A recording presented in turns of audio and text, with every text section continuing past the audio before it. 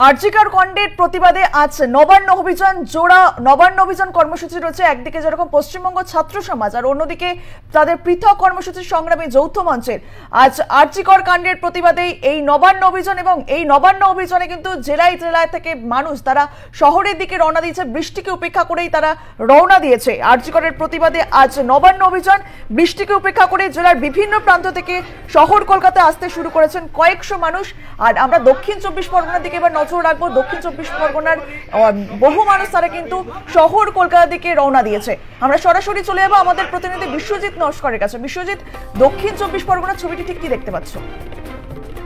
দেখো অঙ্কিতা, যেখানে দেখো সাগরেই রয়েছে আমি, ঠিক সাগরে কিন্তু সকাল ভোর থেকে কিন্তু দফায় দফায় বৃষ্টি, সেখানে কিন্তু ঘন ঘন বজ্রপাত পড়ছে।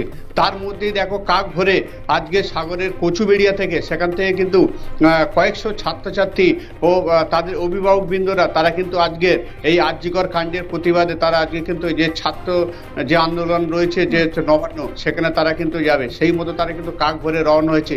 বৃষ্টিকে উপেক্ষা করে এক প্রকার বলা যায়, সেখানে কিন্তু একটা ভেসেল ভর্তি হয়ে তারা কিন্তু এই ছাত্র সমাজ তারা কিন্তু যায়, তারা কিন্তু অলরেডি তারা রওনা হয়ে গিয়েছে। এখন তারা কলকাতার কাছাকাছি রওনার পথে চলে গিয়েছে, প্রায় কাছাকাছি। তবে সেই জায়গাটা দাঁড়িয়ে বলা যায় যে যেভাবে কিন্তু এই আরজিকর কাণ্ডের ধর্ষণ খুনের যে ঘটনা, যেভাবে কিন্তু সারা রাজ্য বা আমাদের দক্ষিণ চব্বিশ পরগনা জেলায় যেভাবে প্রতিটা জায়গা থেকে কিন্তু মানুষজন তারা কিন্তু রওনা হচ্ছে, এবং যেগুলো অনেক দূরে আছে তারা ভোরবেলা থেকে রওনা হচ্ছে। সুন্দরবন, গোসাবা বিভিন্ন জায়গা থেকে এই সমস্ত ছাত্রছাত্রীরা তারাও রওনা হচ্ছে। তার পাশাপাশি একটা জিনিস দেখো, এখানে কিন্তু পরীক্ষারও একটা ব্যাপার রয়েছে।